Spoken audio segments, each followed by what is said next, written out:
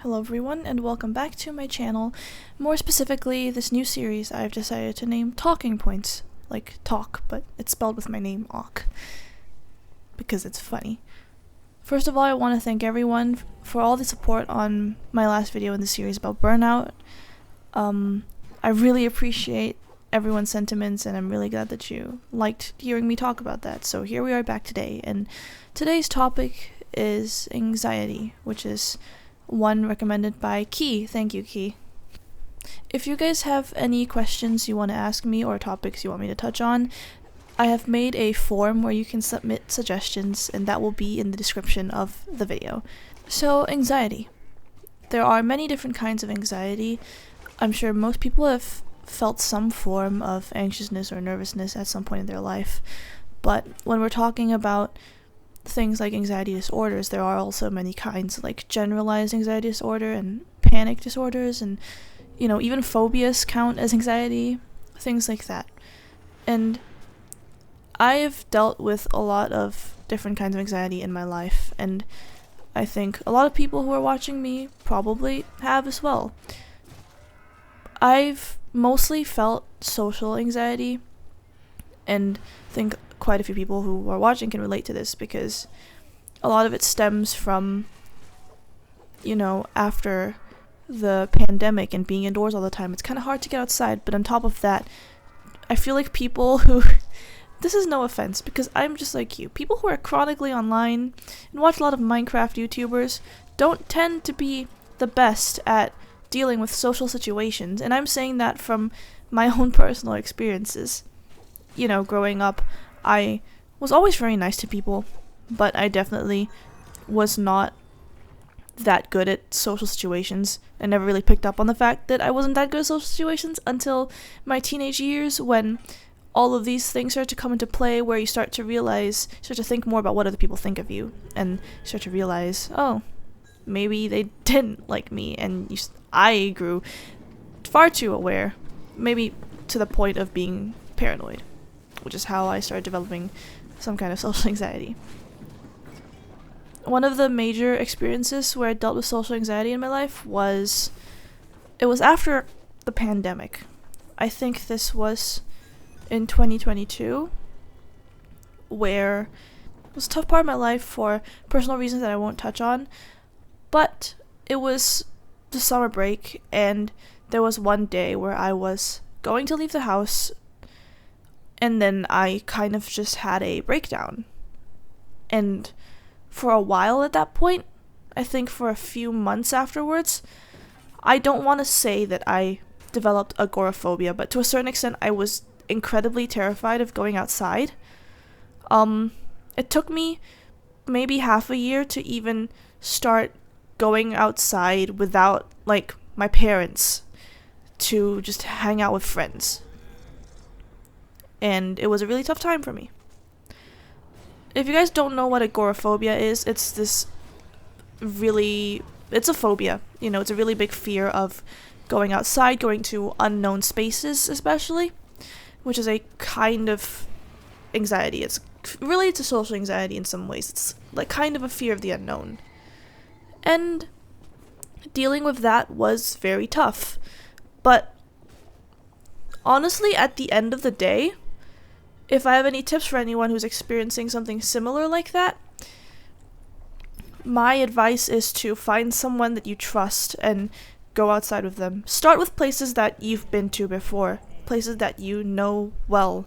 There are certain malls that I am very familiar with that are kind of safe spaces for me, that even during that time was one of the few places that I started to go outside to more often. And even now is one of the places that I go to regularly. I make an effort to go outside and go to other places because I don't go outside much even now.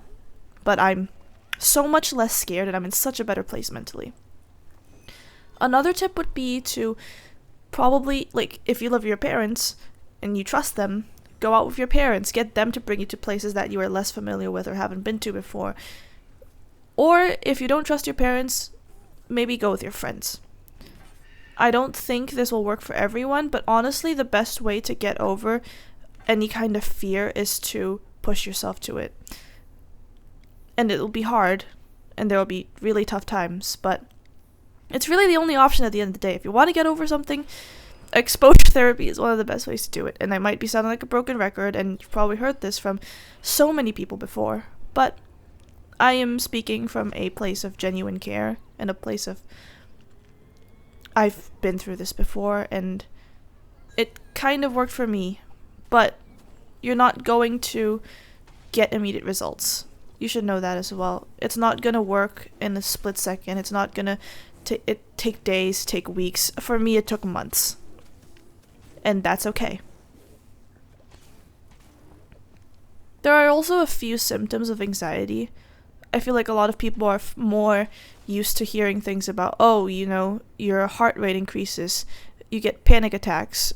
For me, I've also never really been sure what a panic attack is.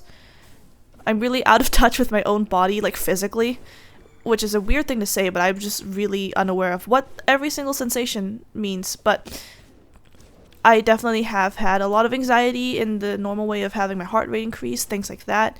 But there's so many different ways that anxiety can, manifest itself.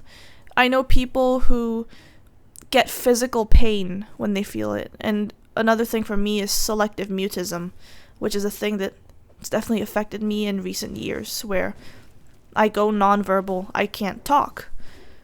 And that can also be a struggle, because sometimes you're in situations where you have to talk.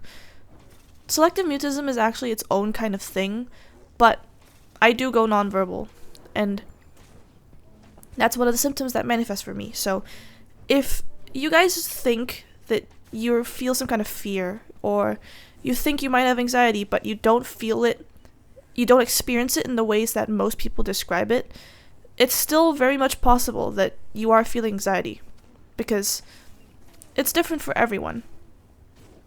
And you never know how, anxiety, depression, all these sorts of issues can manifest in different ways. And my best recommendation is to try and pinpoint the root of what you're feeling and go from there.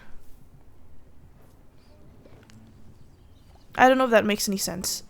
Listen, guys, I'm not a medical professional or a mental health professional in any way. I'm just some guy on the internet. At the end of the day, the best thing you can do is to consult someone with experience, like a therapist, which is what I've been doing for a few years. I've been seeing a therapist, and that's really, really helped so much. And I know a lot of people have bad experience with therapists. That sucks. You just need to take your time to find someone that really can handle the struggles that you do. And I know not everyone can find a therapist. By the way, BetterHelp is not a good option. Don't use BetterHelp. That's not good. But yeah. So, to sum it up, there's a lot of different kinds of anxiety. I've mostly experienced social anxiety, and I think a lot of other people watching have as well. That's a huge thing. After the pandemic, people have to get used to going outside again, and I think genuinely the pandemic has caused a lot of trauma for people. Not in the, big traumatizing event way, but in the way that it's really affected a lot of the ways that people live. And your feelings are valid, but at the end of the day, don't take everything I said as gospel. I am literally just a guy. But I hope you guys enjoyed hearing me talk about some of my experiences with anxiety. Yeah. Have a great day. And remember, if you have any other topics you want me to touch on, leave them in the form in the description below, or you can just comment. Thank you guys for watching, and I hope you guys have a great day and the great rest of your week. See ya.